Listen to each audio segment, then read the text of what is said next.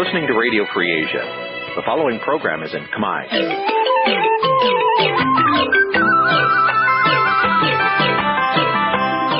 Nǐ chi càm bi tiệp xáy vệt chiu a zì sê ray. Nǐ chi càm bi tiệp xáyរបស់វិទ្យុអាស៊ីសេរីជាភាសាខ្មែរវិទ្យុអាស៊ីសេរីសូមស្វាគមន៍លោកអ្នកនាងទាំងអស់ពីរដ្ឋធានី Washington នៃសហរដ្ឋអាមេរិកចា៎នាងខ្ញុំសកជីវីសូមជម្រាបសួរលោកនាងស្ដាប់វិទ្យុអាស៊ីសេរីជាទីមេត្រីខ្ញុំបាទសានសើក៏សូមជម្រាបសួរលោកអ្នកនាងទាំងអស់ជាទីគោរពរាប់អានយើងខ្ញុំសូមជូនកម្មវិធីផ្សាយសម្រាប់យប់ថ្ងៃសៅរ៍900ខែផលគុណឆ្នាំមមែសប្បស័កពុទ្ធសករាជ2559ដែលត្រូវនៅថ្ងៃទី26ខែមីនាគ្រិស្តសករាជ2016ជាដំបូងនេះសូមអញ្ជើញលោកអ្នកនាងស្ដាប់ព័ត៌មានប្រចាំថ្ងៃ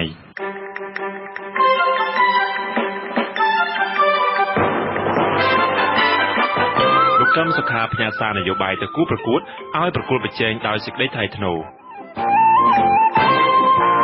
តំណាងអង្គការសហប្រជាជាតិផ្នែកសិទ្ធិមនុស្សជួបក្រុមអង្គការមិនមែនរដ្ឋាភិបាលនៅខេត្តស្ទឹងត្រែង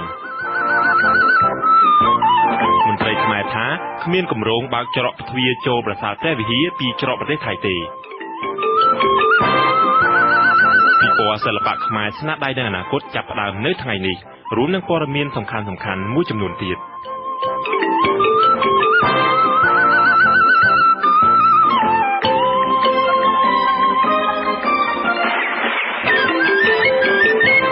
តទៅនេះខ្ញុំបាទសានសែលសូមជូនព័ត៌មានពិស្ដា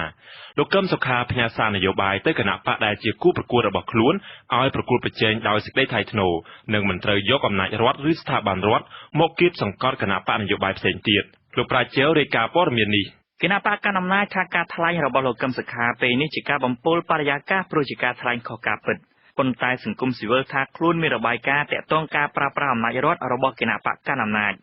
លោកកឹមសុខាលើកឡើងថាគេដឹងថាគណៈបកសង្គ្រោះជាតិនឹងឈ្នះឆ្នោតដូច្នេះគេមិនឲ្យគណៈបកសង្គ្រោះជាតិឈ្នះដោយងាយៗទេលោកថាគណៈបកសង្គ្រោះជាតិនៅតែរក្សាការអត់ធ្មត់របស់ខ្លួនកាន់តែខ្លាំងនោះក្តីសង្ឃឹមក្នុងការទទួលបានជ័យជំនះក្នុងការបោះឆ្នោតខាងមុខក៏មានកាន់តែខ្លាំងដែរជាការត្រឹមត្រូវណាស់ដែលគណៈបកសង្គ្រោះជាតិប្រកាន់យកគោលការណ៍អហិង្សាមិនគុំគួនសង្កត់ខ្មែរតែមួយខ្ញុំសូមអំពាវនាវដល់ដៃគូប្រកួតនយោបាយទាំងឡាយសូមមេត្តាប្រកួតដោយស្មារតីដោយថ្លៃថ្នូរជៀសវាងនៅការប្រើអំពើហិង្សាការយកអំណាចរដ្ឋជៀបសង្កត់លើដៃគូប្រកួតរបស់ខ្លួនលោកកឹមសុខាលើកឡើងបែបនេះក្នុងសន្និបាតក្រុមប្រឹក្សាជាតិគណៈបកសង្គ្រោះជាតិលើកទី2នៃសង្កាត់ព្រៃលៀបខណ្ឌជ្រោយចង្វារាជធានីភ្នំពេញថ្ងៃទី26ខែមីនាឆ្នាំ2016ដែលមានសមាជិកក្រុមប្រឹក្សាជាតិគណៈបកចូលរួម 1500 នាក់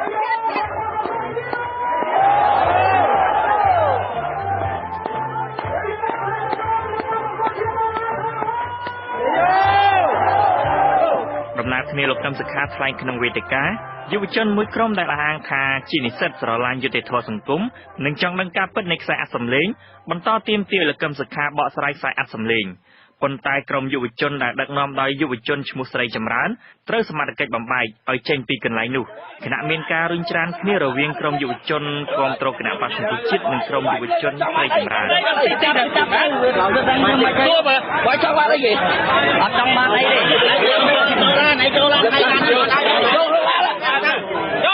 ការលើកឡើងរបស់ប្រធានស្ដីទីគណៈបក្សសង្គ្រោះជាតិលោកកឹមសុខាស្នើទៅគណៈបញ្ញយោបាយដែលជាគូប្រកួតប្រជែងឲ្យរក្សាភាពថ្លៃថ្នូរបែបនេះបន្ទាប់ពីសម្លេងសារសងស្នេហាដែលគេចាត់ប្រកាន់ថាជាសម្លេងរបស់លោកកឹមសុខាជាមួយស្រីកំណាន់បានបង្ហោះយ៉ាងប្រងព្រាននៅតាមសារព័ត៌មាននិងបណ្ដាញសង្គមជាងនេះទៅទៀតស្ថាប័នរបស់ជាតិ2គឺរដ្ឋសភានិងអង្គភាពប្រឆាំងអំពើពុករលួយបានលូកដៃចូលរឿងនេះបន្ទាប់ពីទទួលបានពាក្យបណ្ដឹងរបស់ក្រុមយុវជនអ្នកនាំពាក្យគណៈបកប្រជាជនកម្ពុជាលោកសុកអេសានចោទប្រកាន់ថាអ្វីដែលលោកកឹមសុខាលើកឡើងនេះគឺសំដៅមកគណៈបកប្រជាជនកម្ពុជាលោកបដិសេធថាកន្លងមកគណៈបកប្រជាជនកម្ពុជាមិនបានប្រព្រឹត្តដោយការទម្លាក់កំហុសរបស់លោកកឹមសុខាទេគាត់ចង់ចោទលើគណៈបកប្រជាជនដែលជាគណៈបកកាន់អំណាចនឹងហើយប៉ុន្តែគាត់មិនចេញឈ្មោះអាហ្នឹងយើងនិយាយឲ្យចំទៅក៏ប៉ុន្តែសួរថាកន្លងទៅនេះគណៈបកប្រជាជនដែលប្រើអំណាចរដ្ឋនឹងយកទៅជាគាត់យ៉ាងម៉េចគាត់ចង់និយាយចង់ចំណុចណាអានឹងខ្ញុំពិបាកនឹងបញ្ជាក់ដែរចង់ចំណុចណាខ្លះដែលថាយកអំណាចរដ្ឋទៅប្រើប្រាស់ដើម្បីជាសង្កត់គណៈបកខាងផ្ទុយពីការអះអាងរបស់គណៈបកកណ្ដាលអំណាចសង្គមស៊ីវិលដែលធ្វើការងារតាក់ទងការបោះឆ្នោតរកឃើញថាគណៈបកប្រជាជនកម្ពុជា ជាប់ពាក់ព័ន្ធការប្រើប្រាស់ធនធានរបស់រដ្ឋនាយកប្រតិបត្តិនៃគណៈកម្មាធិការដើម្បីការបោះឆ្នោតដោយសេរីនិងយុត្តិធម៌នៅកម្ពុជាហៅកាត់ថា Confrel លោកកុលបញ្ញាឲ្យដឹងថាអង្គការរបស់លោករកឃើញថាគណៈបកប្រជាជនកម្ពុជាប្រើប្រាស់អគាររដ្ឋប្រើមន្ត្រីតុលាការនិងកងកម្លាំងប្រដាប់អាវុធមកបម្រើការងារឲ្យគណៈបករបស់ខ្លួនលោកបន្តថាទង្វើបែបនេះរបស់គណៈបកប្រជាជនកម្ពុជាគឺជាសកម្មភាពខុសច្បាប់ហើយជាការគៀបសង្កត់ទៅគណៈបកនយោបាយផ្សេងទៀតកងកម្លាំងប្រដាប់អាវុធនឹងកងកម្លាំងភូមិន្ទហើយនិងនគរបាលហើយនៅខាងតុលាការនឹងគាត់គឺជាអ្នករក្សានៅបរិយាកាសការពុតចេញបាក់ការបោះឆ្នោតមួយដែលស្មើភាពគ្នាមានទីលានពុតស្មើភាពគ្នាគ្រប់គណៈបកទាំងអស់ប៉ុន្តែសប្តាហ៍ថ្ងៃនេះឃើញថាបានអនុខ្លាយទៅជាមន្ត្រីរបស់គណៈបកកណ្ដាលហើយធ្វើសកម្មភាពគ្រប់គ្រងគណៈបកកណ្ដាលហើយប្រឆាំងគណៈបកផ្សេងដំណើរការឆ្ពោះទៅការបោះឆ្នោតឃុំសង្កាត់ឆ្នាំ2017និងការបោះឆ្នោតជាតិឆ្នាំ2018ខាងមុខនេះគេឃើញគណៈបកកណ្ដាលអំណាចកំពុងពង្រឹងប្រជាប្រិយរបស់ខ្លួនខណៈដែលប្រមុខគណៈបកប្រឆាំងគឺលោកសាមស៊ីមានទោសមិនអាចចូលស្រុកបានចំណែកលោកកឹមសុខាកំពុងប្រឈមនឹងបញ្ហាផ្លូវច្បាប់តាក់ទងរឿងខ្សែអត្ថសម្លេងស្នេហាខ្ញុំប្រាជ្ញាវិទ្យុអាស៊ីសេរីភ្នំពេញពីខេត្តស្ទឹងត្រែងតំណាងពិសេសរបស់អង្គការសហប្រជាជាតិទទួលបន្ទុកផ្នែកសិទ្ធិមនុស្សប្រចាំប្រទេសកម្ពុជាអ្នកស្រីរ៉ូណាស្មីតនៅថ្ងៃទី26ខែមីនានេះធ្វើដំណើរទៅដល់ខេត្តស្ទឹងត្រែងដើម្បីសិក្សាពីការរំលោភសិទ្ធិមនុស្សនៅទីនោះអ្នកស្រីនឹងពិនិត្យមើលពីស្ថានភាពស្ត្រីនិងជនជាតិដើមភាគតិចដែលរងផលប៉ះពាល់ដោយការផ្ដោតដីសម្បត្តិសេដ្ឋកិច្ចនិងពីផលប៉ះពាល់ពីទំនប់វារីអគ្គិសនីសេសានក្រោម2មន្ត្រីទំនាក់ទំនងនៃការិយាល័យឧត្តមស្នងការអង្គការសហប្រជាជាតិទទួលបន្ទុកផ្នែកសិទ្ធិមនុស្សប្រចាំប្រទេសកម្ពុជាឲ្យដឹងថាក្នុងដំណើរទស្សនកិច្ចរយៈពេល4ថ្ងៃចាប់ពីថ្ងៃទី26ដល់ថ្ងៃទី29ក្នុងខេត្តចំនួន2រួមមានខេត្តស្ទឹងត្រែងនិងខេត្តព្រះវិហារអ្នកស្រីរ៉ូណាស្មីតក្រុងជួបពិភាក្សាជាមួយភាគីពាក់ព័ន្ធនានារួមមានមន្ត្រីអាជ្ញាធរខេត្តព្រមទាំងតំណាងរបស់ក្រុមហ៊ុនផ្សេងៗអ្នកសម្របសម្រួលអង្គការអាត60ប្រចាំខេត្តស្ទឹងត្រែងលោកហូសំអល់បានចូលរួមក្នុងជំនួបជាមួយអ្នកស្រីរ៉ូណាស្មីតយើងនឹងភ្ជាប់ខ្សែទូរស័ព្ទជាមួយលោកដើម្បីសាកសួរព័ត៌មានបន្ថែមពីជំនួបនេះជំរាបសួរលោកហូសំអល់បាទជំរាបសួរដំបូងចង់ឲ្យលោកជំរាបថាតើអ្នកស្រីរ៉ូណាស្មីតនឹងលើកយកបញ្ហាសំខាន់អ្វីខ្លះយកមកជជែកជាមួយអង្គការសង្គមស៊ីវិលនឹងតាមពិតទៅគាត់មកនឹងមិនមែនចង់ទៅភាសាទេគាត់គ្រាន់តែមកយកព័ត៌មានពីយើងពីបញ្ហាដែលពាក់ព័ន្ធទៅនឹងជនជាតិដើមភាគតិចដែលប៉ះពាល់ទៅនឹងទំនប់វារីអគ្គិសនីសេសានក្រោម2ហ្នឹងដើម្បីគាត់យកបញ្ហាចោតមួយចំនួនរបស់ប្រជាជនជាតិដើមភាគតិចហ្នឹងយកទៅជជែកគ្នាជាមួយនឹងលោកអភិបាលខេត្តនៅថ្ងៃច័ន្ទហើយនឹងបន្ទាប់មកគាត់នឹងទៅជួបនឹងក្រសួងដែលពាក់ព័ន្ធហើយនឹងមួយទៀតគាត់បញ្ជាក់ចុងក្រោយថាគាត់អាចទៅប្រទេសរបស់គាត់ហើយនឹងដាក់របៀបវិរៈមួយទៅនៅជជែកគ្នានៅក្នុងអង្គការសហប្រជាជាតិរបស់គាត់អានេះជាគោលបំណងរបស់គាត់ហ្នឹងប៉ុន្តែអ្វីជាបញ្ហាសំខាន់ដែលខាងអ្នកស្រី Ronald Smith នឹងគាត់លើកមកជជែកថាតើពាក់ព័ន្ធនឹងបញ្ហាឬក៏រឿងអីដែរជាមួយនឹងខាងស៊ីវិលគាត់បានបញ្ជាក់ថាពីចំណុចទី1គាត់ផ្ដោតទៅលើការបណ្ដឹងចេញរបស់ជនជាតិដើមភាគតិចហ្នឹងហើយទី2គាត់ផ្ដោតទៅលើដីសម្បត្តិមួយទៀតចង់ដឹងថាក្រៅពីអង្គការអាត60តើមានអង្គការសង្គមស៊ីវិលណាខ្លះទៀតដែលចូលរួមពិភាក្សាជាមួយនឹងតំណាងអង្គការសហប្រជាជាតិនេះបើតាមយើងមើលទៅមានអាត60ខ្ញុំហើយនឹងទី2សេប៉ាទី3អង្គការ MBI ទី4អង្គការ FEC ទី5អង្គការ IRAM ទី6 EOI និងទី7គឺទន្លេ3តើអ្វីជាក្តីកង្វល់របស់ក្រុមអង្គការសង្គមស៊ីវិលដែលធ្វើការងារផ្នែកសិទ្ធិមនុស្សនៅខេត្តស្ទឹងត្រែងនឹងតាក់ទងនឹងបញ្ហាសិទ្ធិមនុស្សដែលចង់ឲ្យខាងតំណាងអង្គការសហប្រជាជាតិនឹងលើកយកទៅដោះស្រាយបើតាមក្រុមខ្ញុំពិភាក្សាគឺទី1គឺយើងផ្ដោតទៅលើទិដ្ឋរបស់ប្រព័ន្ធចង់ឲ្យរដ្ឋាភិបាលឬមួយក៏អ្នកអនុវត្តច្បាប់ត្រូវយកគោលការណ៍គោរពសិទ្ធិមនុស្សមកអនុវត្តអត់មានតែធ្វើតាមអំពើចិត្តឧទាហរណ៍ដូចប៉ះពាល់ទៅលើជនជាតិអភិតិចអញ្ចឹងគឺគាត់មានចិត្តហើយមួយទៀតច្បាប់ត្រូវបានអភិរក្សគាត់ដែរនិយាយថាឲ្យអត្ថិភាពទៅលើគាត់ដែរប៉ុន្តែដោយឡែកយើងឃើញនៅក្នុងករណីនេះរដ្ឋយើងដូចជាមិនមានអីសិទ្ធិអីបញ្ចេញមតិឬមួយបន្តវ៉ាទៅគឺតាមតែអាជ្ញាធរណាពង្វល់ឲ្យទៅណាគឺទៅហ្នឹងហើយបើសិនជាប្រជាពលរដ្ឋយើងមានការរឹងទឹងឬមួយក៏គាត់ដឹងច្បាប់ទម្លាប់ខ្លះ ខាងអាជ្ញាធរគាត់ចាញ់តែគម្រាមអញ្ចឹងខ្ញុំបានសំណូមពរគាត់ដែរឲ្យជួយអន្តរាគមន៍ទៅលើករណីកាត់ផងពួកអីយើងឃើញថានៅក្នុងមិនចំពោះនៅក្នុងខេត្តសង្ត្រែងយើងឃើញនៅក្នុងប្រទេសកម្ពុជាយើងឃើញថាករណីលោកជាមនុស្សគឺនៅតែមានគឺតាមគ្រប់រូបភាពបាទដោយសារតែខាងអង្គការលោកធ្វើការងារផ្ទាល់ជាមួយនឹងសិទ្ធិមនុស្សចាំដឹងថាអ្វីជាបញ្ហាប្រឈមរបស់ជនជាតិដើមភាគតិចដែលរងការរំលោភសិទ្ធិមនុស្សបើតាមលោកសង្កេតមើលតែលោកចង់ឲ្យខាងអង្គការសហប្រជាជាតិនឹងជួយចូលរួមអន្តរាគមន៍បាទទី1យើងគិតទៅលើដីសម្បត្តិសេដ្ឋកិច្ចទី2សង្គមកិច្ចហ្នឹងគឺដល់ពេលរដ្ឋាភិបាលគាត់សម្បត្តិមកគឺប៉ះពាល់ទៅលើជនជាតិដើមភាគតិចហ្នឹងភាគច្រើនដែលខ្ញុំកាត់តែឃ្លីគឺខ្ញុំជួបចឹងទី2ពាក់ព័ន្ធនឹងក្រុមឈ្មួញនិងអ ுக ្រិតជនមួយចំនួនដែលកັບប្រៃអាណាធិបតេយ្យហ្នឹងទៅប៉ះទៅលើដើមច្បោះដែលជាសេដ្ឋកិច្ចរបស់ជនជាតិដើមភាគតិចហ្នឹងដើមច្បោះហ្នឹងគឺអាដើមជ័រទឹកហ្នឹងណាបងបាទហ្នឹងហើយយើងឃើញថានៅខាងនៅស្រុកថ្លាបបរមាត់គឺមានច្រើនអញ្ចឹងដើមច្បោះរាប់រយរបស់គាត់ត្រូវបានកាប់ដាច់ដោយក្រុមឈ្មួញនិងក្រុមអ្នកមានលុយអញ្ចឹងខ្ញុំបានលើកអាករណីហ្នឹងជូនទៅអ្នកស្រីរ៉ូណាស្មីតដែរដើម្បីឲ្យគាត់ជួបមួយខេត្តដើម្បីជួយអន្តរាគមន៍បញ្ឈប់សកម្មភាពហ្នឹងគាត់ថាគាត់នឹងយកបញ្ហាទាំងអស់ហ្នឹងហើយនឹងក្តីកង្វល់របស់សង្គមស៊ីវិលខ្ញុំក៏ដូចជាប្រជាពលរដ្ឋហ្នឹងដើម្បីទៅជួបនឹងលោកអភិបាលខេត្តហ្នឹងដើម្បីរកដំណោះស្រាយនិងជួយអន្តរាគមន៍ទៅតាមផ្លូវច្បាប់ហើយនឹងមួយទៀតគាត់ថាដល់ពេលគាត់ទៅភ្នំពេញវិញគាត់នឹងជួបក្រសួងពាក់ព័ន្ធដើម្បីធ្វើការរឿងហ្នឹងប៉ុន្តែគាត់មិនបានបញ្ជាក់ថាលទ្ធផលមិនយើងគាត់អត់ទាន់ដឹងដែរប៉ុន្តែគាត់នឹងធ្វើបាទអរគុណច្រើនលោកសំអល់បាទជំរាបលាបាទចាលោកនាងកញ្ញាអ្នកស្ដាប់ជាទីមេត្រីអ្នកវិនិយោគលើដំណាំកៅស៊ូនៅកម្ពុជាកំពុងអស់សង្ឃឹមព្រមទាំងបានប្រកាសថាខាតបង់យ៉ាងខ្លាំងដោយសារតែតម្លៃផលិតកម្មខ្ពស់និងការធ្លាក់ចុះតម្លៃកៅស៊ូពិភពលោក3ឆ្នាំជាប់គ្នាតើវិបត្តិនេះមានផលប៉ះពាល់យ៉ាងណាខ្លះទៅដល់កសិករនិងកម្មករចាលោកនាងនៅបានស្ដាប់សេចក្តីរាយការណ៍នេះពិស្ដានៅក្រៅព័ត៌មានប្រចាំថ្ងៃក្នុងពេលបន្តិចទៀតនេះលោកនាងអ្នកស្ដាប់ជាទីមេត្រីប្រទេសកម្ពុជាមិនមានគម្រោងបើកច្រកទ្វារឡើងទៅកាន់ប្រាសាទព្រះវិហារមកពីទឹកដីនៃប្រទេសថៃនោះទេ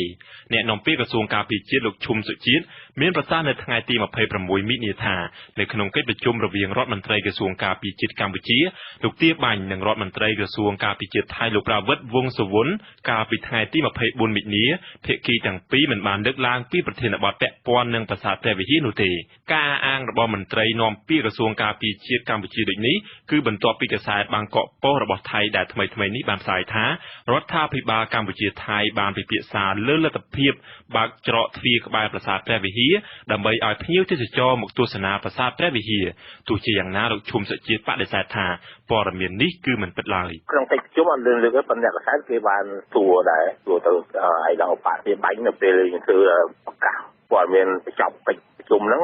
តើយើងគិតគូរថាបើកច្រកព្រះវិហារនឹងដើម្បីឲ្យទេសចរថៃមានលទ្ធភាពចូលមកទស្សនាតាព្រះវិហារនៅមុនអត់យើងក៏និយាយថាមិនទាន់ដល់លើរឿងហ្នឹងឡើយទេយើងបើកតែច្រកអានតែនៅក្នុងខេត្តព្រះវិហារព្រោះអានតែហ្នឹងវាជាប់ព្រះវិហារដែរណាហើយពីអានតែហ្នឹងបើយើងចង់មកទស្សនាប្រាសាទយើងមកតាមអានតែមកវាចូលព្រះវិហារបានដែរតែឡែកច្រកព្រះវិហារហ្នឹងយើងអត់ទាន់បានមានគោលការណ៍អ្វីបានឡើយទេគណៈកម្មាធិការព្រំដែនទូតកម្ពុជាថៃឬហៅកាត់ជាភាសាអង់គ្លេសថា GBC បានបើកកិច្ចប្រជុំលើកទី11របស់ខ្លួនចាប់ពីថ្ងៃទី21ដល់ថ្ងៃទី24ខែមិនិនានៅទីក្រុងបាងកកប្រទេសថៃ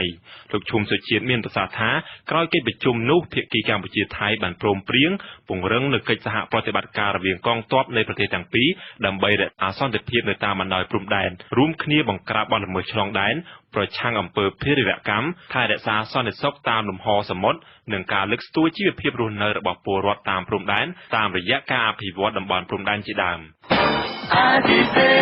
លោកអ្នកនាងអ្នកស្ដាប់ជាទីមេត្រីរដ្ឋាភិបាលសម្រេចបន្ថែមប្រាក់របបសន្តិសុខសង្គមប្រចាំខែដល់អតីតមន្ត្រីរាជការស៊ីវិលនិងអតីតយុទ្ធជនចាប់ពីថ្ងៃទី1ខែមេសាតទៅ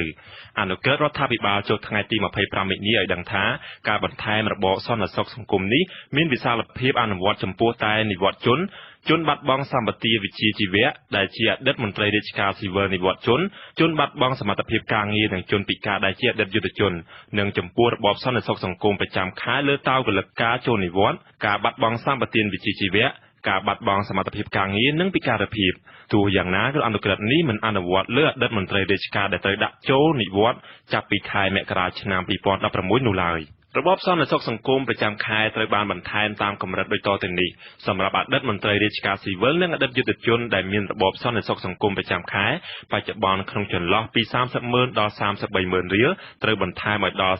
36,000 រៀលក្នុងមួយខែចាប់ពី 33,001 រៀលដល់ 39,500 រៀលត្រូវផ្ដល់ជូនបន្ថែម 30,000 រៀលក្នុងមួយខែចាប់ពី 39,501 រៀលដល់ 40,000 រៀលត្រូវបន្ថែមដល់ 42,500 រៀលក្នុងមួយខែ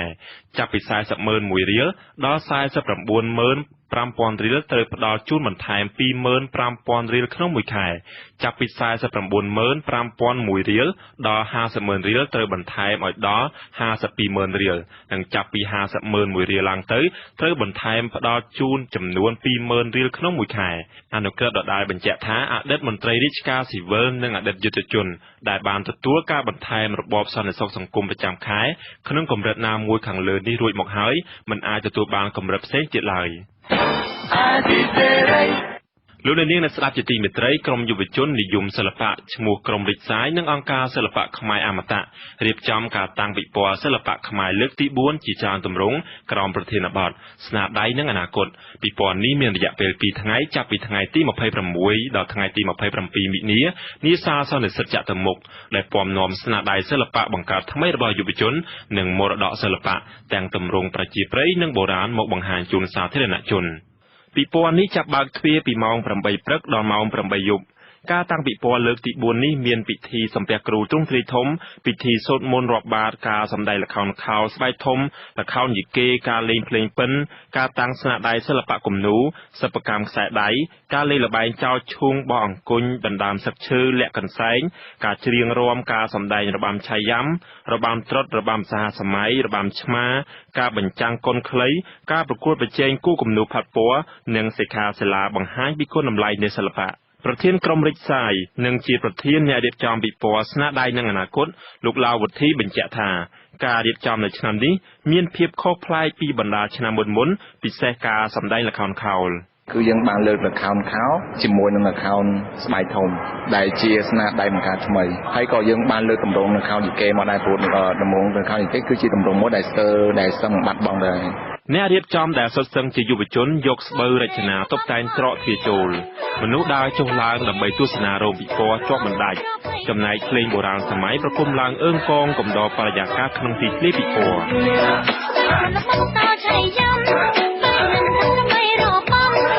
លោកវិទ្យាឲ្យដឹងថាគោលបំណងនៃពិព័រណ៍នេះគឺធ្វើឡើងជាពិសេសសម្រាប់យុវជនដោយលោកសង្កេតឃើញថានាពេលបច្ចុប្បន្នយុវជនមួយចំនួនមិនសូវស្គាល់និងមិនទាន់យល់ច្បាស់ពីទម្រង់នៃសិល្បៈខ្មែរយើងមើលទៅសប្តាហ៍ថ្ងៃគឺយុវជនក៏បានសូវស្គាល់សូវបានយល់ដឹងច្រើនពីវប្បធម៌ខ្មែរក៏មានការខ្វះខាតលើចំណេះដឹងផ្នែកហ្នឹងបន្លែកពេលដែលពួកខ្ញុំរៀបចំការរើសអ្នកស្ម័គ្រចិត្តគឺខ្ញុំបានសួរសំណួរមួយថាតើ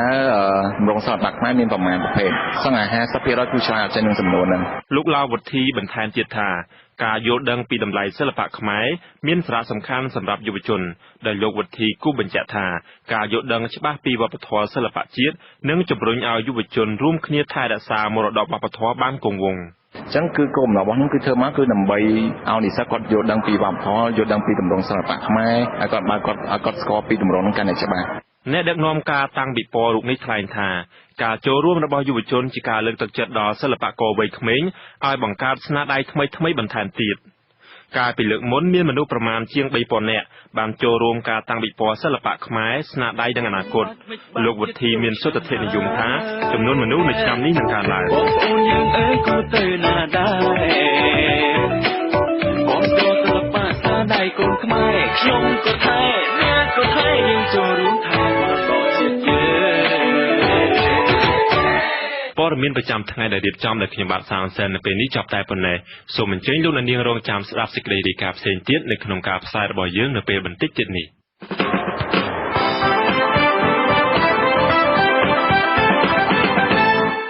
ចាលោកអ្នកនាងកញ្ញាអ្នកស្ដាប់ជាទីមេត្រីនៅក្នុងកម្មវិធីផ្សាយជាបន្តទៅទៀតនេះលោកអ្នកនាងនឹងបានស្ដាប់សេចក្តីរាយការណ៍មួយចំនួនទៀតអំពីថាតើលោកហ៊ុនសែនភ័យខ្លាចបាតុកម្មឬទេសេចក្តីរាយការណ៍ស្ដីពីស្ថានភាពទីលានប្រជាធិបតេយ្យនៅក្នុងពេលបច្ចុប្បន្ន សេចក្តីរាយការណ៍ពីពលរដ្ឋនៅខេត្តព្រះវិហាររួមគ្នាដើរល្បាតការពារដែនជម្រកសត្វព្រៃគូលែនព្រហ្មទេពជាក្នុងនីតិកសិកម្មនិងសវត្ថិភាពស្បៀងនៅសប្តាហ៍នេះលោកអ្នកនាងនឹងបានស្ដាប់សេចក្តីរាយការណ៍ពីផលប៉ះពាល់នៃការបន្តធ្លាក់ថ្លៃកៅស៊ូទៅលើកសិករនិងកម្មករចា៎ហើយនៅចុងក្រោយនៃកម្មវិធីផ្សាយគឺជាព័ត៌មានបញ្ចប់ចា៎សូមអញ្ជើញលោកអ្នកនាងស្ដាប់ការផ្សាយរបស់យើងខ្ញុំដែលមានជាបន្តទៅទៀតដូចតទៅ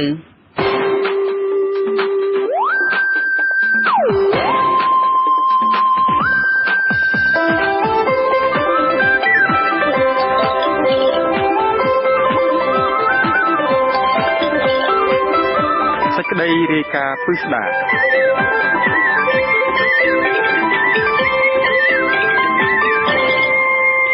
បតុកម្មរបស់ពលរដ្ឋដែលរងផលប៉ះពាល់ពីការអភិវឌ្ឍនិងអំពើអយុត្តិធម៌សង្គមបានផ្ទុះឡើងជាច្រើននៅក្នុងរយៈពេលជាង30ឆ្នាំនៃការដឹកនាំរដ្ឋាភិបាលរបស់លោកហ៊ុនសែនលោកហ៊ុនសែនបានឆ្លើយតបក្តីកង្វល់របស់ពលរដ្ឋតិចតួចណាស់ទោះបីជាយ៉ាងណាក៏ដោយការពីពេលថ្មីនេះលោកហ៊ុនសែនថ្លែងថា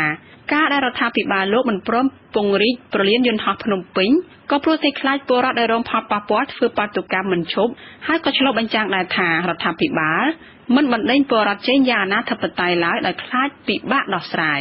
ចតាការលើកឡើងនេះបង្ហាញថាលោកហ៊ុនសែនខ្លាចបាតុកម្មឬទេចាលោកប្រាជេវរាយការណ៍ពុស្ដាអំពីរឿងនេះចាប់តាំងពីមានមហាបាតកម្មកាលពីឆ្នាំ2013របស់គណៈបកសង្គ្រោះជាតិប្រឆាំងរដ្ឋាភិបាលលោកហ៊ុនសែនរីករាយសាយភាយខ្លាំងរហូតមានការបង្ក្រាបយ៉ាងហិង្សារួចមកនោះ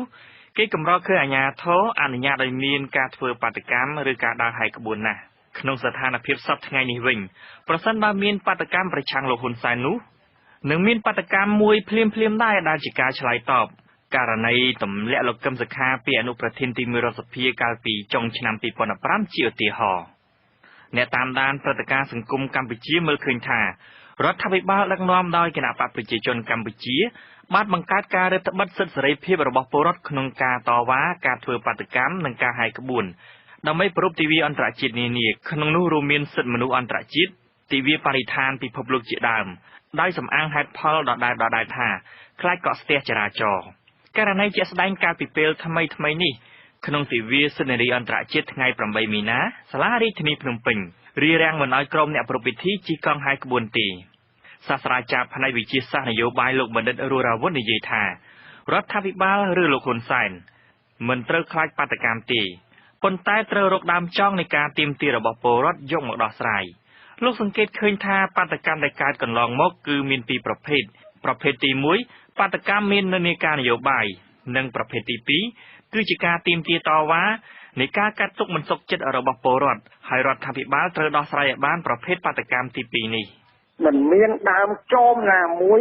នៅស្រុកប្រជាពលរដ្ឋធ្វើបាតកម្មទេអញ្ចឹងទេរដ្ឋាភិបាលមិនគួរណាខ្លាចដល់ឯងចំពោះការធ្វើបាតកម្មចំពោះប្រជាពលរដ្ឋដែលប៉ះពាល់ដល់ជីវភាពរបស់គាត់ទេយើងគួរតែមានដំណោះស្រាយក្នុងការកាន់អំណាចជាង30ឆ្នាំរបស់លោកហ៊ុនសែនបាតកម្មប្រឆាំងរូបលោកនិងបាតកម្មសុំអន្តរាគមន៍កើតឡើងច្រើនប៉ុន្តែគេកម្រឃើញការឆ្លើយតបច្រើនណាស់តែទោះយ៉ាងណាក្តីនៅរយៈពេលចុងក្រោយនេះ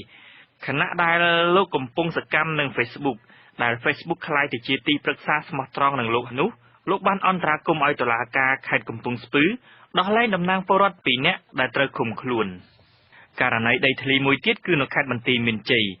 រឿងទាហាន5គ្រួសារមានចំនួនជាមួយពលរដ្ឋលោកក៏ស្នើទៅរដ្ឋមន្ត្រីក្រសួងយុតិធម៌ឲ្យសើរើរឿងនេះឡើងវិញដែរទោះការអន្តរាគមន៍របស់លោកហ៊ុនសែនលើរឿងនេះត្រូវបានសង្គមស៊ីវិលរិះគន់ថាលោកដៃចូលកិច្ចការតុលាការនិងជាការអន្តរាគមន៍ដើម្បីកេងចំណេញនយោបាយក្តីប៉ុន្តែក៏ជាការអន្តរាគមន៍ដែរអ្នកនាំពាក្យគណៈបកសង្គ្រោះជាតិលោកយឹមសវណ្ណនិយាយថាលោកហ៊ុនសែនខ្លាចពលរដ្ឋធ្វើបាតកម្មប៉ុន្តែរដ្ឋាភិបាលរបស់លោកមិនព្រមព្យាយាមដោះស្រាយបញ្ហាទេលោកថាការអភិវឌ្ឍប៉ះពាល់ដល់ពលរដ្ឋទើបពលរដ្ឋទាមទារដូច្នេះរដ្ឋាភិបាលត្រូវតែដោះស្រាយជាបន្ទាន់ខ្ញុំជឿថាវិធានការបំផាំងសាទៅលើប្រជាពលរដ្ឋខ្លួនឯងមិន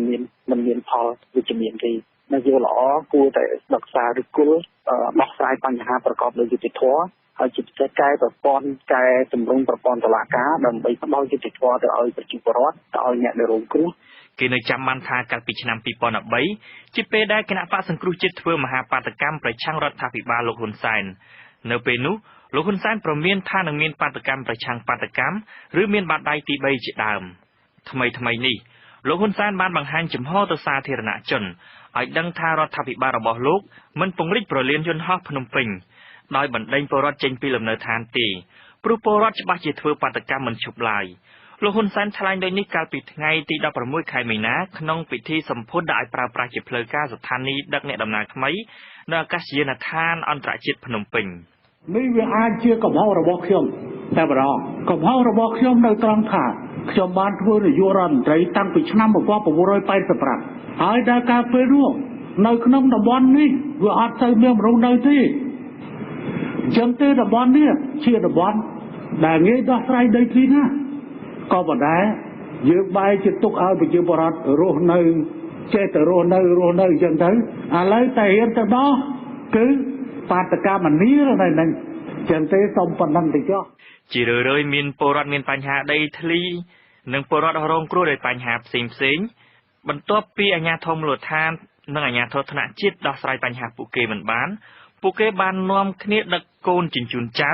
រែកឆ្នាំងវិចបង្វិចខោអាវមករកដំណោះស្រាយនៅភ្នំពេញមុខសញ្ញាទី1របស់ពួកគេគឺលោកហ៊ុនសែនសប្តាហ៍ថ្ងៃពលរដ្ឋមានបញ្ហាដីធ្លីមកពីខេត្តបាត់ដំបងប៉ោយប៉ែតនិងមន្ទីរមានជ័យ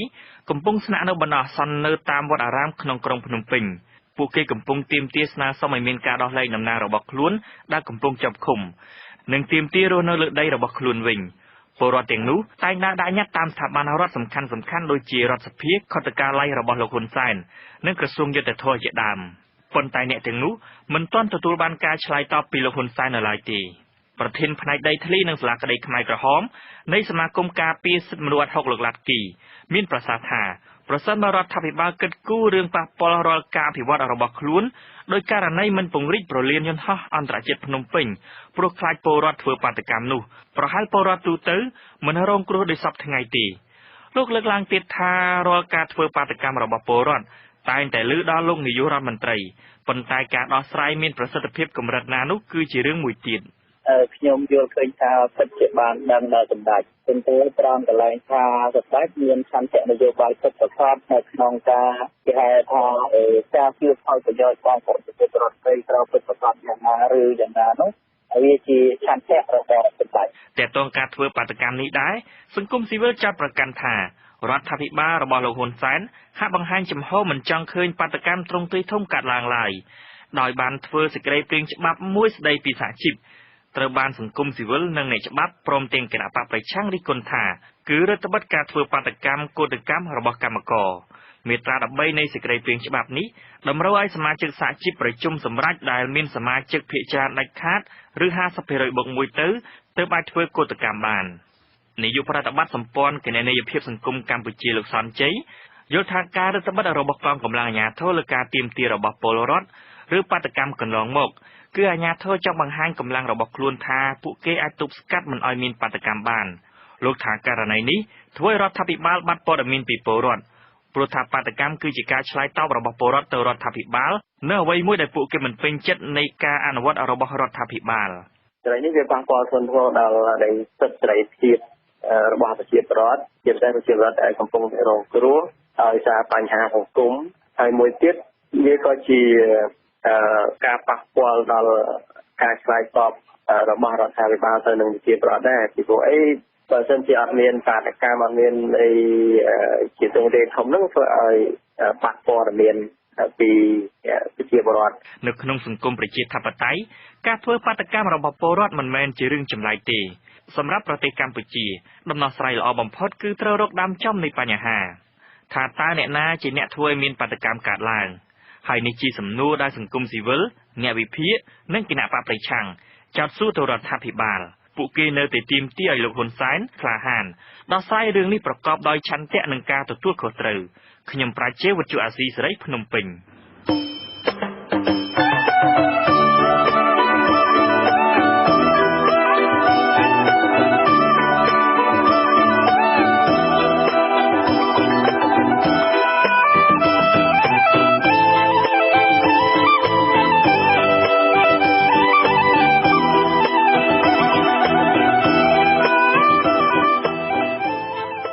មន្ត្រីរដ្ឋាភិបាលឲ្យដឹងថាការបង្កើតឲ្យមានទីលានប្រជាធិបតេយ្យឡើងគឺដើម្បីអនុញ្ញាតឲ្យពលរដ្ឋឬបកនយោបាយអង្គការនិងសមាគមដែលចង់សម្ដែងមតិ អាចប្រើប្រាស់ទីលាននេះសម្រាប់ជួបប្រជុំគ្នាផ្ទុយពីនេះវិញទាំងអង្គការសមាគមនិងសហជីពត្អូញត្អែថាពួកគេនៅតែជួបផលលំបាកមិនដោយការបញ្ជាក់របស់សាលាក្រុងភ្នំពេញឡើយរាល់ការប្រមូលផ្ដុំឬការជួបប្រជុំសម្ដែងមតិតែងតែត្រូវបានរឹតបន្តឹងក្រោមហេតុផលផ្សេងៗទៅវិញចាតែមកដល់ពេលនេះទីលានប្រជាធិបតេយ្យមានស្ថានភាពយ៉ាងណាសូមស្ដាប់សេចក្តីរាយការណ៍របស់លោកម៉មនីរតន៍ពេលនេះកាលពី3ឆ្នាំមុនទីលានប្រជាធិបតេយ្យគឺគេលើសូតែសម្រែកលាន់កងរំពងពីក្រុមនាតាវ៉ាដែលរៀបចំដោយគណៈបក្សសង្គ្រោះជាតិជាពិសេសសារនយោបាយដ៏ពេញនិយមនៅពេលនោះគឺហ៊ុនសែនអើយចុះចេញទៅ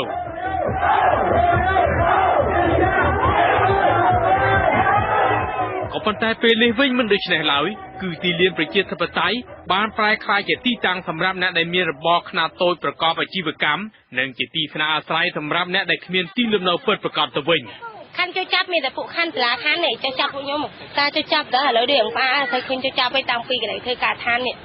តាមមានលក្ខកម្មករវិជ្ច្រើនហ្នឹងគេអត់ស្អីចូលចាប់ឯទីលានប្រជាធិបតេយ្យនៅតែជាប្រធានបទខ្វែងគំនិតគ្នាដល់ចម្រូងចម្រាសនៅឡើយរវាងអាជ្ញាធរជាមួយសកម្មជនការពារសិទ្ធិមនុស្សនិងអង្គការសមាគមមន្ត្រីរដ្ឋាភិបាលអាងថាតាមរយៈទីលាននេះគឺជាការចាប់ផ្ដើមជំហានថ្មីមួយទៀតសម្រាប់កំណែទម្រង់ប្រជាធិបតេយ្យនៅកម្ពុជាក៏ប៉ុន្តែទាំងគណៈបកប្រឆាំងអង្គការសមាគមនិងសហជីពវិញយល់ឃើញថាការបង្កើតទីលាននេះឡើងមិនមែនបម្រើឲ្យសេចក្តីត្រូវការសម្រាប់ការសម្ដែងមតិរបស់ពលរដ្ឋឡើយពោលជាការបង្កើតឡើងគ្រាន់តែដើម្បីគម្រប់កិច្ចនិងជាប្រជាធិបតេយ្យคล้ายៗប៉ុណ្ណោះអនុប្រធានផ្នែកសិទ្ធិមនុស្សសមាគមអាត6លោកណៃវងដាមានប្រសាសន៍ថាវាពិតជាពិបាកណាស់ដែលទីលានប្រជាធិបតេយ្យអាចស្នើបានដោយស្រួលសម្រាប់ការរៀបចំពិធីជួបជុំម្ដងនោះរាល់លើកពេលស្នើសុំដើម្បីប្រពការជួបជុំណាមួយវាគឺពុំងាយស្រួលដោយការគិតទេរឹតតែជាបញ្ហានោះនៅត្រង់ថាសាលាក្រុងភ្នំពេញតែងគូសវាសផ្លូវឲ្យដែរបើមិនអាចទទួលយកបានទេដូច្នេះជំរឿសមានតែផ្អាកពិធីប៉ុណ្ណោះយើងឃើញថាមានការលំបាកធ្វើសំដែរបានន័យថាពេលខ្លះក៏អនុញ្ញាតឲ្យប៉ុន្តែពេលខ្លះជាច្រើនគឺគេមិនទៅអនុញ្ញាតឲ្យទេឲ្យទាមទារលក្ខខណ្ឌនេះលក្ខខណ្ឌនោះតាមច្បាប់គឺយើងគ្រាន់តែជូនដំណឹងពីការរៀបចំរបស់យើងប៉ុណ្ណោះក៏ប៉ុន្តែជាក់ស្ដែងគឺថាយើងត្រូវសាលារដ្ឋាភិបាលភ្នំពេញក៏ហៅទៅឲ្យដាក់លក្ខខណ្ឌនេះដាក់លក្ខខណ្ឌនោះដែលយើងត្រូវតែទទួលបើមិនជាយើងមិនទទួលទេគឺព្រឹត្តិការណ៍ដែលយើងរៀបចំនោះគឺមិនត្រូវបានអនុញ្ញាតទេឆ្លើយតបរឿងនេះអ្នកនាំពាក្យសាលាក្រុងភ្នំពេញលោកឡុងឌីម៉ងបញ្ជាក់ថាអាជ្ញាធរពុំដែលបិទសិទ្ធិសេរីភាពក្នុងការធ្វើបាតុកម្មឬតវ៉ាអ្វីឡើយបើសិនការសម្ដែងមតិនោះធ្វើឡើងស្របតាមច្បាប់សាលាភ្នំពេញគឺថាបានបង្កើតទៅតាមការណែនាំរបស់រដ្ឋាភិបាលទី1ទី2ទីលានប្រជាធិបតេយ្យគឺដើម្បីទុកឲ្យប្រើប្រាស់ការសម្ដែងមតិទុកការធ្វើបាតុកម្មអីហ្នឹងហើយបាទទៅស្របទៅតាមច្បាប់បាទអញ្ចឹងបើសិនជាម្ចាស់ដំណើរគោរពទៅតាមលក្ខខណ្ឌទាំងអស់ខ្ញុំគិតថាដូចជាអត់មានអីដែលត្រូវតែមានការរដ្ឋបတ်ទេបើទោះជាបែបនេះក្តីក្រមសង្គមស៊ីវិលនិងសហជីពចាត់ទុកថាការអនុវត្តកន្លងទៅរបស់សាលាក្រុងភ្នំពេញគឺភាគច្រើនធ្វើឡើងដោយមានលក្ខខណ្ឌនិងដាក់កម្រិតប្រឆាំងរាល់ពេលស្នើសុំធ្វើបាតុកម្មដោយសន្តិវិធីរបស់ក្រុមអ្នកតស៊ូមតិលើពីនេះក្រុមសហជីពនិងអង្គការមិនមែនរដ្ឋាភិបាលមើលឃើញថានោះគឺជាការអនុវត្តផ្ទុយពីច្បាប់កំណត់ច្បាប់ស្តីពីការធ្វើបាតុកម្មដោយសន្តិវិធីមាត្រា5កំណត់ថាការធ្វើបាតុកម្មនៅទីសាធារណៈគឺពុំចាំបាច់សុំច្បាប់ដោយគ្រាន់តែជូនដំណឹងជាលិលាអក្សរទៅអាជ្ញាធរដែនដីរាជធានីឬខេត្តលិខិតជូនដំណឹងនោះត្រូវធ្វើឡើងយ៉ាងហោចណាស់5ថ្ងៃនៃថ្ងៃធ្វើការមុនពេលកំណត់នៃការធ្វើបាតុកម្មដោយសន្តិវិធីទីលានប្រជាធិបតេយ្យត្រូវបានសាលាក្រុងភ្នំពេញសម្ពោធដាក់ឲ្យដំណើរការកាលពីថ្ងៃទី4ខែវិច្ឆិកាឆ្នាំ2010ទីលាននេះមានទំហំជាង1ហិកតាដែលលាតសន្ធឹងនៅចំកណ្ដាលសួនច្បារនៃសង្កាត់ស្រះចកខណ្ឌដូនពេញគេនៅចាំបានថាទីលានប្រជាធិបតេយ្យនេះមានសកម្មភាពផលផុសក្រោយដំណើរការមកគឺនៅបន្ទាប់ពីគណៈបក្សសង្គ្រោះជាតិនិងអ្នកគាំទ្ររាប់ម៉ឺននាក់យកធ្វើកន្លែងតវ៉ាទាមទារសិលឹកឆ្នោតកាលពីឆ្នាំ2013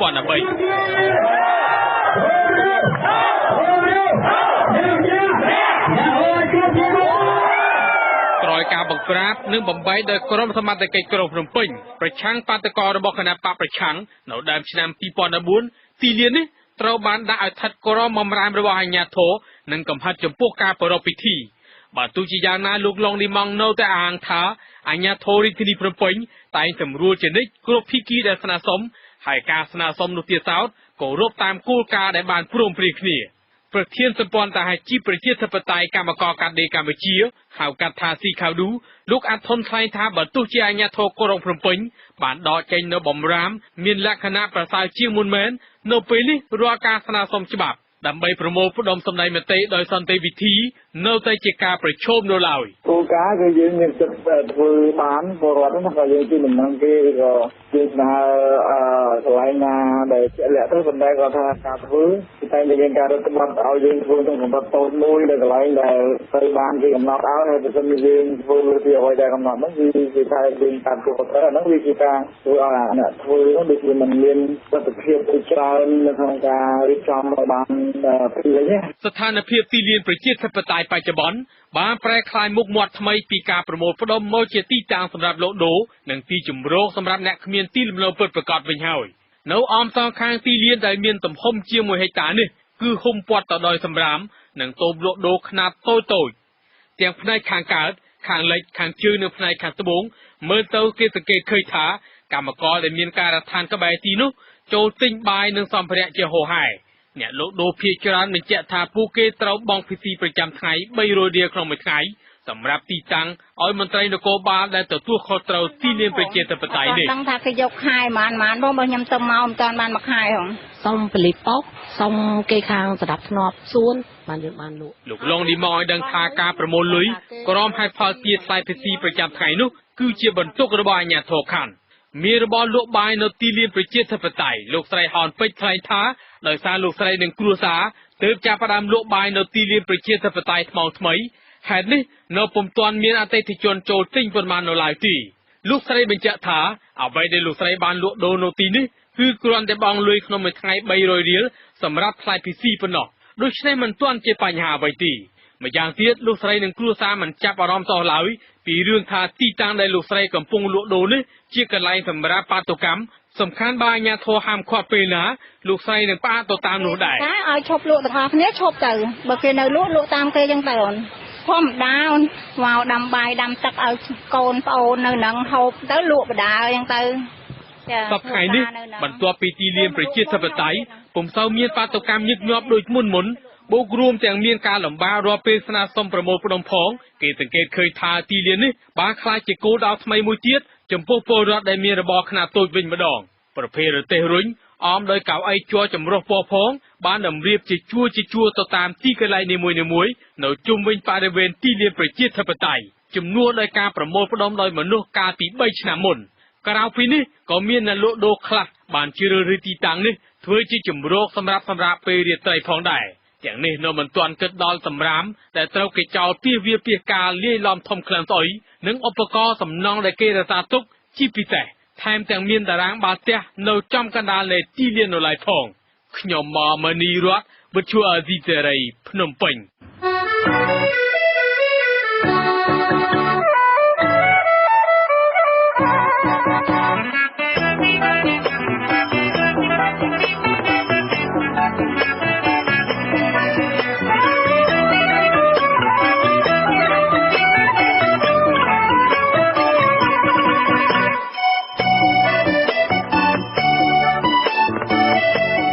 ប្រជាពលរដ្ឋប្រមាណ50នាក់មកពីភូមិគូលែននិងភូមិពោរៀងនៃឃុំគូលែនខាងជើងស្រុកគូលែនខេត្តព្រះវិហារកំពុងរួមគ្នាដើរល្បាតការពារដែនជម្រកសត្វព្រៃគូលែនព្រហ្មទេពដែលពួកគេទទួលថែរក្សាក្នុងទំហំជាង 6000 ហិកតាការរួមគ្នាដើរល្បាតព្រៃនេះគឺនៅស្របពេលដែលពួកគេចោទប្រកាន់ថាមានក្រុមហ៊ុនឯកជនមួយឈ្មោះកូម៉ូលីបានជញ្ជូនគ្រឿងចាក់ជាច្រើនទៅបោះទីតាំងក្បែរនោះហើយតែលួចកាប់និងដឹកជញ្ជូនយកឈើធំៗពីតំបន់ដែនជម្រកសត្វព្រៃគូលែនព្រហ្មទេពដើម្បីជួញដូរខុសច្បាប់ចាលោកហងសាវយុទ្ធមានសេចក្តីរាយការណ៍ពិស្ដារជុំវិញរឿងនេះសហគមន៍ការពារព្រៃឈើនៅភូមិគូលែននិងភូមិពោរៀងឃុំគូលែនខាងជើងស្រុកគូលែនត្រូវការឲ្យប្រមុខរដ្ឋាភិបាលនិងរដ្ឋមន្ត្រីក្រសួងបរិស្ថានជាដើមជួយអន្តរាគមន៍ទប់ស្កាត់ការកាប់បំផ្លាញដើមច្បាស់ជ័រនិងឈើប្រណិតធំៗជាច្រើនប្រភេទទៀតដែលកំពុងកើតមាននៅក្នុងដែនជម្រកសត្វព្រៃគូលែនព្រហ្មទេពដែលជាតំបន់ពួកគេទទួលការពារ ការអំពាវនាវរកជំនួយអន្តរាគមន៍ពីរដ្ឋាភិបាលនេះធ្វើឡើងនៅស្របពេលដែលប្រជាពលរដ្ឋនៅភូមិគូលែននិងភូមិពោរៀងចោទប្រកាន់ក្រុមហ៊ុនដីសម្បត្តិសេដ្ឋកិច្ចមួយឈ្មោះកូម៉ូលីថាកំពុងបន្លំធ្វើសកម្មភាពលួចកាប់និងដឹកជញ្ជូនឈើធំៗចេញពីតំបន់ដែនជម្រកសត្វព្រៃគូលែនព្រហ្មទេពដែលពួកគេកំពុងទទួលការពារស្ទើរតែរៀងរាល់ថ្ងៃតំណាងសហគមន៍ការពារព្រៃឈើពោរៀងនៃឃុំគូលែនខាងជើងគឺលោកសៀងមីនលោកអះអាងកាលពីព្រឹកថ្ងៃអាទិត្យទី20ខែមីនាថាជាច្រើនឆ្នាំមកហើយរហូតមកដល់ពេលនេះអ្នកភូមិរបស់លោកបានទទួលការពារព្រៃឈើក្នុងដែនជម្រកសត្វព្រៃរបស់ឧទ្យានជាតិគូលែនព្រហ្មទេពទំហំជាង 6,500 ហិកតាក៏ប៉ុន្តែបច្ចុប្បន្នតំបន់ដែលសហគមន៍របស់លោកការពារនោះគឺមានមនុស្សរបស់ក្រុមហ៊ុនកូម៉ូលីតែងលួចចូលទៅកាប់ដើមច្បាស់ជាប់ទឹកនិងដើមឈើប្រណិតធំៗជាបន្តបន្ទាប់ហើយដឹកជញ្ជូនតាមរថយន្តធុនរាវធំៗយកចេញពីព្រៃតំណាងសហគមន៍ពោរៀងដដែលបង្ហាញការព្រួយបារម្ភថាប្រសិនបើរដ្ឋាភិបាលនិងរដ្ឋមន្ត្រីក្រសួងបរិស្ថានមិនទប់ស្កាត់ការកាប់ឈើឲ្យបានទាន់ពេលទេគឺដែនជម្រកសត្វព្រៃនៃឧទ្យានជាតិគូលែនព្រហ្មទេពនៅជិតតំបន់ពួកគេរស់នៅនឹងមិនសល់ព្រៃឈើទៀតឡើយបងជាពលរដ្ឋអាចធ្វើទៀតធ្វើអីហ្នឹងទីចាក់ផ្លាស់ដល់ដែនជម្រកសត្វព្រៃបើចំណែកឯខាងក្រុមហ៊ុនដឹកឈើយ៉ាងណាទៅវាការខាងមន្ត្រីបរិស្ថានអីហាក់បីដូចជាគេអត់ជួយទប់ស្កាត់សោះវាជានោះគឺបារម្ភថាបើសិនជាបណ្ដោយឲ្យពួកក្រុមហ៊ុនចេះកាត់សត្វព្រៃនោះវារស់នៅឯណាប្រធានសហគមន៍ការពារព្រៃឈើភូមិគូលែនដែលទៅជួយដើរល្បាតការពារដែនជម្រកសត្វព្រៃគូលែនព្រហ្មទេពជាមួយសហគមន៍ពោរៀងដែរលោកសឹងបឿនមានប្រសាសន៍ថាក្រុមហ៊ុនកូម៉ូលីដែលមានគ្រឿងចាក់ជាច្រើនយកទៅដាក់នៅក្បែរតំបន់នោះមិនព្រមបញ្ឈប់សកម្មភាពកាប់ឈើទេបើទោះបីជាក្រុមហ៊ុននេះធ្លាប់បានធ្វើកិច្ចសន្យាជាមួយសហគមន៍ដោយព្រមព្រៀងមិនកាប់ឈើក្នុងដែនជម្រកសត្វព្រៃជាច្រើនលើកមកហើយក៏ដោយពេលលួចកាប់ពី3ថ្ងៃម្ដងកាត់ម្ដងឡានខ្លះមុខចិត្តមុខពេទ្យវាដឹកបានតែ3ដើមទេបើបងថាមុខហោះវាដឹកបាន5ដើមដល់7ដើមក្នុងឡានវាប្រត់នៅទីនោះព្រួយបារម្ភបើបណ្ដោយឲ្យកាត់តទៅទៀតវានឹងអស់ឈើទប់ស្កាត់វាច្រើនលើកច្រើនដងហើយទប់ស្កាត់អត់បានចាប់បានហើយដោះស្រាយរួចប្រកាសទៀតអ្នកភូមិពោរៀងនៃឃុំគូលែនខាងជើងស្រុកគូលែនបានចាត់ទុកព្រៃឈើនៃដែនជម្រកសត្វព្រៃរបស់ឧទ្យានជាតិគូលែនព្រហ្មទេពជិតតំបន់ពួកគេរស់នៅគឺមានសារៈសំខាន់បំផុតសម្រាប់ប្រជាពលរដ្ឋដែលចូលទៅប្រកបរបរចិញ្ចឹមជីវិតពីអនុផលព្រៃឈើហើយវាក៏ជាជម្រកសត្វព្រៃជាច្រើនប្រភេទដូចជាសត្វខ្ទីងទុនសោងឆ្លុះរមាំងប្រើសកំពុងរស់នៅដែរប្រជាពលរដ្ឋនៅភូមិពោរៀងនិងភូមិគូលែនសង្ស័យថាការកាប់ឈើនៅក្នុងដែនជម្រកសត្វព្រៃនៃឧទ្យានជាតិគូលែនព្រហ្មទេពដែលកំពុងកើតមាននេះគឺអាចជាប់ពាក់ព័ន្ធនឹងមេបញ្ជាការរងយោធានៃតំបន់ប្រតិបត្តិការសឹករងស្រុកគូលែនម្នាក់ព្រមទាំងមន្ត្រីឧទ្យានុរក្សបរិស្ថានខ្លះទៀតផងបានជាមិនមានការបង្ក្រាបអ្វីទាល់តែសោះទោះយ៉ាងណាវិទ្យុអាស៊ីសេរីមិនអាចតាក់ទងមន្ត្រីឧទ្យានុរក្សដែនជម្រកសត្វព្រៃគូលែនព្រហ្មទេពប្រចាំស្រុកគូលែនដើម្បីសុំប្រតិកម្មជំវិញការចោទប្រកាន់នេះបានថាយ៉ាងណានៅឡើយនៅថ្ងៃអាទិត្យទី20ខែមីនាចំណែកអភិបាលរងស្រុកគូលែនលោកប៉ែនជឹងពន្យល់ថាក្រុមហ៊ុនកូម៉ូលីដែលបានទទួលដីសម្បត្តិសេដ្ឋកិច្ចពីរដ្ឋាភិបាលនោះគឺមិនស្ថិតនៅក្នុងតំបន់ការពារនៃដែនជម្រកសត្វព្រៃរបស់ឧទ្យានជាតិគូលែនព្រហ្មទេពទេអភិបាលរងស្រុកគូលែនដដែលបញ្ជាក់ថាជាញឹកញាប់លោកតែងទទួលបានព័ត៌មានថាមានមនុស្សរបស់ក្រុមហ៊ុនលួចចូលទៅកាប់ឈើក្នុងតំបន់ការពាររបស់សហគមន៍មែនប៉ុន្តែស្រុកមិនដែលមានវិធានការអ្វីទេដោយអាងថាតំបន់នោះគឺមន្ត្រីឧទ្យានុរក្សបរិស្ថានទទួលការពារអាជ្ញាធរស្រុកគូលែនបង្ហាញចំហថានឹងប្រឹងប្រែងការពារព្រៃឈើនៅដែនជម្រកសត្វព្រៃនោះហើយប្រសិនបើការលួចកាប់ឈើនៅតែបន្ត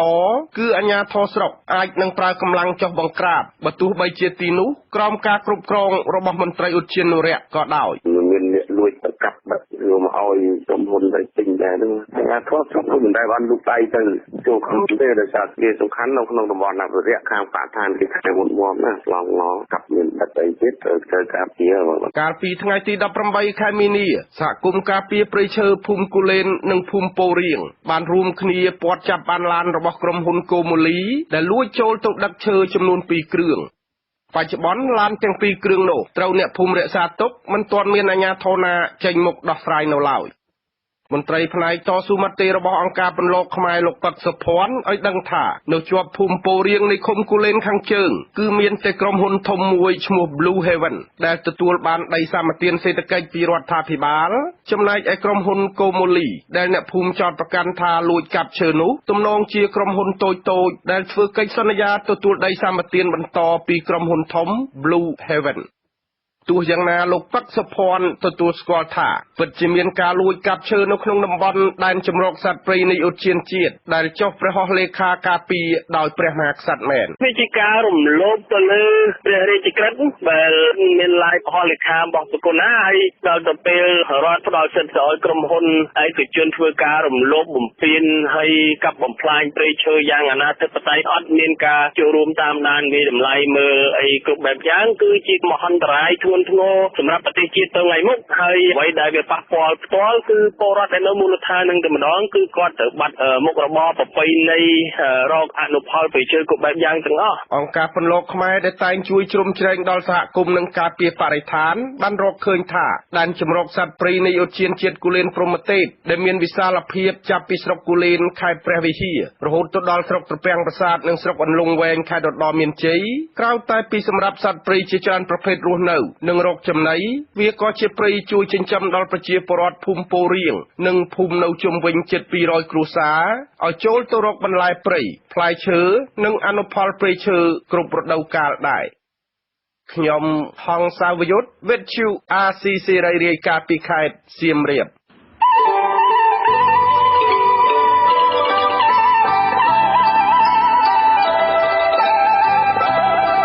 នាទីកសិកម្មនិងសុវត្ថិភាពស្បៀង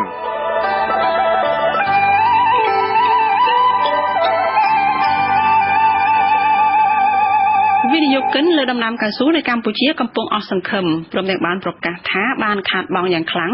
ដោយសារតែតម្លៃផលិតកម្មខ្ពស់និងការធ្លាក់ចុះនៃតម្លៃកៅស៊ូពិភពលោក3ឆ្នាំជាប់គ្នាក្រុមវិនិយោគិនអះអាងថាការធ្លាក់ថ្លៃជ័រកៅស៊ូនេះអ្នកដែលរងគ្រោះខ្លាំងគឺកសិករនិងកម្មករប្រសិនបើពុំមានការដោះស្រាយវិបត្តិនេះទេនៅក្នុងនីតិកសិកម្មនិងសុវត្ថិភាពស្បៀងសប្តាហ៍នេះអ្នកស្រីអ៊ុំរៀងសីលើកយកសេចក្តីរាយការណ៍មួយស្តីពីវិនិយោគិនលើកឡើងថាការធ្លាក់ថ្លៃជ័រកៅស៊ូនៅកម្ពុជាធ្វើឲ្យរងគ្រោះទៅដល់កសិករនិងកម្មករដូចតទៅវិនិយោគិនដំណាំកៅស៊ូនៅកម្ពុជាលើកឡើងថាទោះជាការធ្លាក់ថ្លៃដំណាំកៅស៊ូគឺជាបញ្ហាចម្បងអន្តរជាតិក្តីប៉ុន្តែបញ្ហានេះកំពុងជំរុញឲ្យពួកគេប្រឈមចំពោះការជំពាក់បំណុលធនាគារហើយបណ្ដាលឲ្យចំការកៅស៊ូជាលក្ខណៈគ្រួសារត្រូវតែបោះបង់អាជីវកម្មរបស់ខ្លួនការលើកឡើងរបស់វិនិយោគិនលើដំណាំកៅស៊ូនៅពេលនេះធ្វើឡើងភ្លាមៗបន្ទាប់ពីលោកអុករបុនរដ្ឋមន្ត្រីក្រសួងកសិកម្មរុក្ខាប្រមាញ់និងនេសាទបានបដិសេធចំពោះសំណើរបស់ក្រុមអ្នកវិនិយោគនិងសមាគមអភិវឌ្ឍកៅស៊ូនៅកម្ពុជាដែលបានសុំឲ្យមានការប្រជុំរួមគ្នាមួយដើម្បីស្វែងរកដំណោះស្រាយលើបញ្ហានេះករណីនេះប្រធានក្រុមការងារផ្នែកកសិកម្មនិងកសិឧស្សាហកម្មផ្នែកឯកជនលោកម៉ុងរិទ្ធីមានប្រសាសន៍ថាចាប់ពីឆ្នាំ2014មកតម្លៃជ័រកៅស៊ូអន្តរជាតិបានបន្តធ្លាក់ថ្លៃចាប់ពី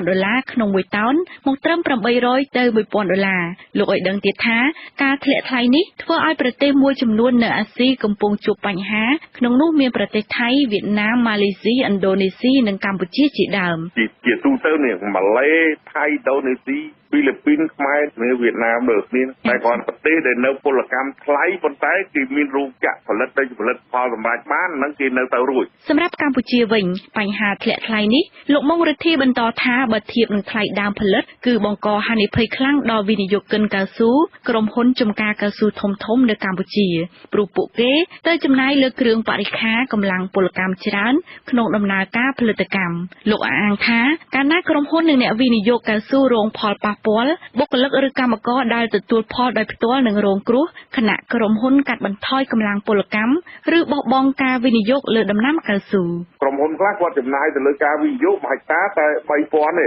ចាប់ពីតាមរហូតដល់ប្រមូលផលតែក្រុមហ៊ុនខ្លះ$3,500 $4,500អញ្ចឹងទៅហើយអ្នកខ្លះខ្ចីលុយធនាគារការប្រាក់បានទាបអញ្ចឹងទៅក៏វា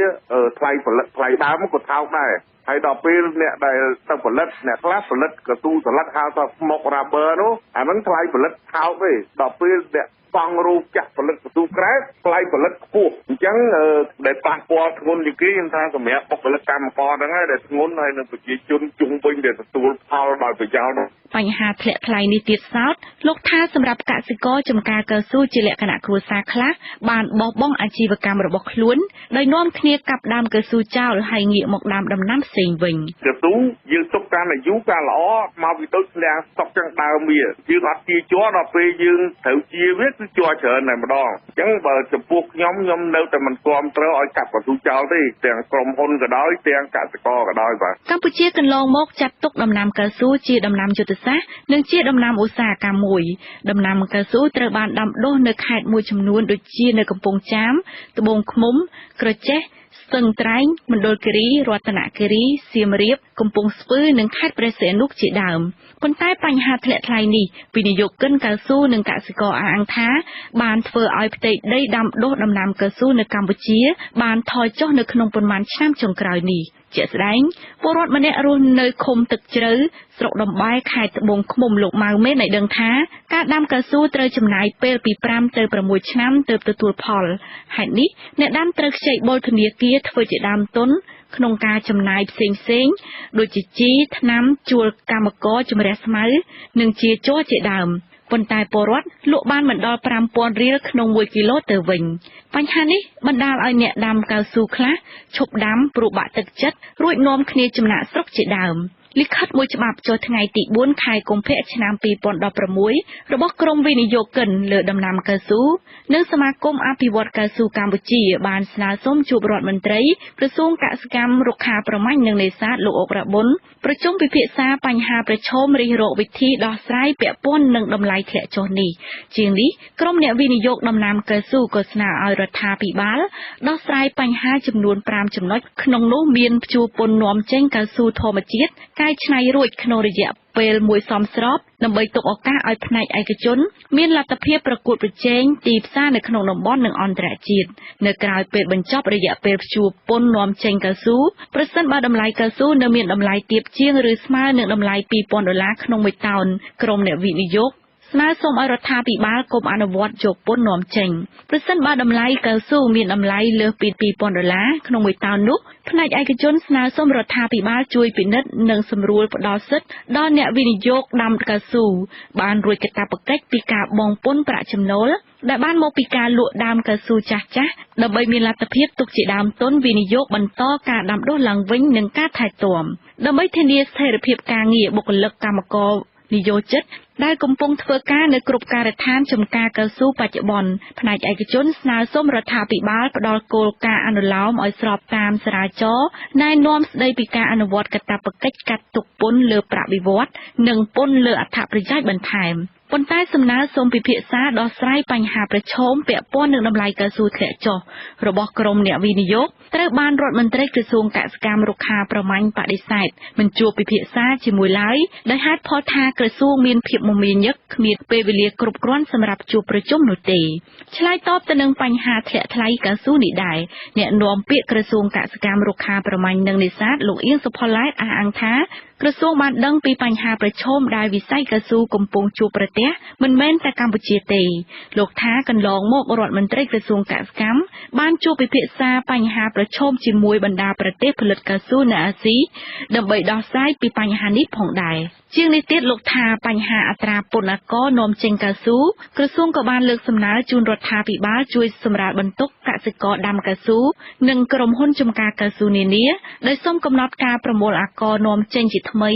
ហើយរាជរដ្ឋាភិបាលក៏បានចេញអនុក្រឹត្យកែសម្រួលអត្រាអាករនាំចេញលើមុខទំនិញកៅស៊ូរួចហើយដែរជាលទ្ធផលរាជរដ្ឋាភិបាលបានចេញអនុក្រឹត្យមួយមកហើយដើម្បីធ្វើយ៉ាងណាមិនយកថ្លៃពន្ធ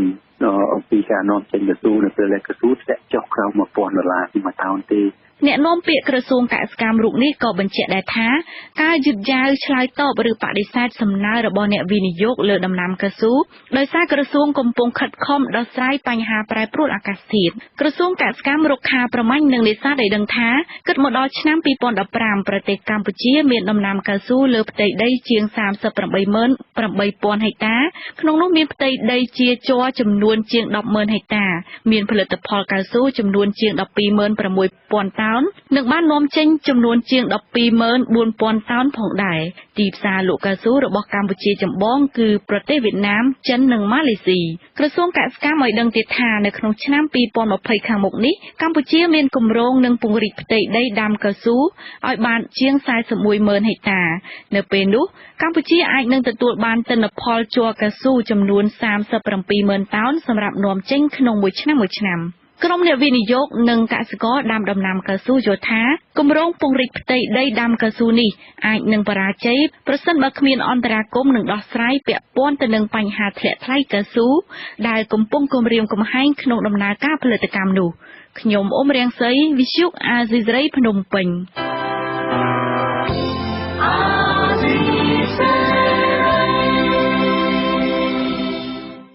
លំដាប់តទៅនេះខ្ញុំបាទសានសែលសូមជូនព័ត៌មានបញ្ចប់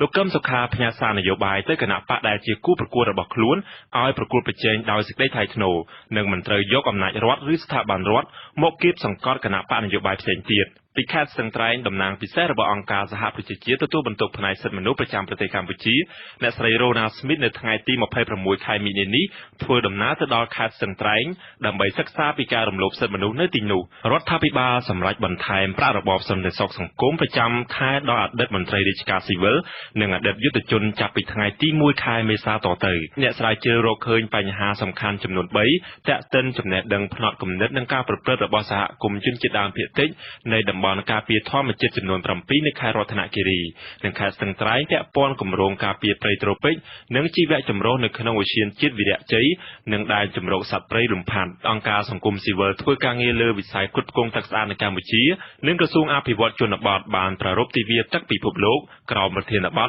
ទឹកនិងការងារក្រុមយុវជននិយមសិល្បៈឈ្មោះក្រុមរិទ្ធសាយនិងអង្គការសិល្បៈខ្មែរអមតៈរៀបចំការតាំងពិព័រណ៍សិល្បៈខ្មែរលើកទី4ជាច្រើនទម្រង់ក្រោមប្រធានបទស្នាដៃនិងអនាគតពិព័រណ៍នេះមានរយៈពេល2ថ្ងៃចាប់ពីថ្ងៃទី26ដល់ថ្ងៃទី27មិនិនានាសាលសន្និសីទចតុមុខដែលពំនាំស្នាដៃសិល្បៈបង្កើតថ្មីរបស់យុវជននិងមរតកសិល្បៈទាំងទម្រង់ប្រជាប្រិយនិងបុរាណមកបង្ហាញជូនសាធារណជន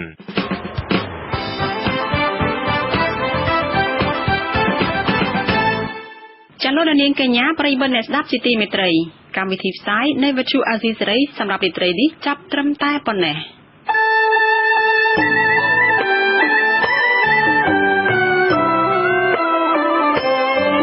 វិទ្យុអាស៊ីសេរីផ្សាយតាមរយៈរលកធាតុអាកាសខ្លីឬ Shortwave តាមកម្រិតនិងកម្ពស់ដូចតទៅនេះពេលព្រឹកចាប់ពីម៉ោង 5 កន្លះដល់ម៉ោង 6 កន្លះម៉ោងនៅកម្ពុជាលោកនាងអាចស្ដាប់វិទ្យុអាស៊ីសេរីតាមរយៈរលកធាតុអាកាសខ្លី 11750 kHz ស្មើនឹងកម្ពស់ 26 ម៉ែត្រពេលយប់ចាប់ពីម៉ោង 7 កន្លះដល់ម៉ោង 8 កន្លះតាមរយៈរលកធាតុអាកាសខ្លី 11850 kHz ស្មើនឹងកម្ពស់ 25 ម៉ែត្រលោកនាងក៏អាចស្ដាប់ការផ្សាយផ្ទាល់របស់វិទ្យុអាស៊ីសេរីតាមប្រព័ន្ធអ៊ីនធឺណិតដោយចូលទៅកាន់គេហទំព័រ www.rfa.org/ ខ្មែរនិងស្ដាប់តាមការផ្សាយបន្តរបស់វិទ្យុ FM មួយចំនួនដូចតទៅនេះវិទ្យុស្ទឹងខៀវ FM 98.70 នៅខេត្តបាត់ដំបងនិង FM 88.30 នៅខេត្តបន្ទាយមានជ័យដែលផ្សាយនៅពេលព្រឹកចាប់ពីម៉ោង 7 ដល់ម៉ោង 8 និងពេលយប់ចាប់ពីម៉ោង 9 ដល់ម៉ោង 10វិទ្យុកំពង់ចាម FM 99.40 MHz នៅខេត្តកំពង់ចាមនិងផ្សាយនៅពេលព្រឹកចាប់ពីម៉ោង 7 ដល់ម៉ោង 8 និងពេលយប់ចាប់ពីម៉ោង 10 ដល់ម៉ោង 11វិទ្យុសំឡេងកូនខ្មែរ FM 88.70 MHz នៅខេត្តកំពត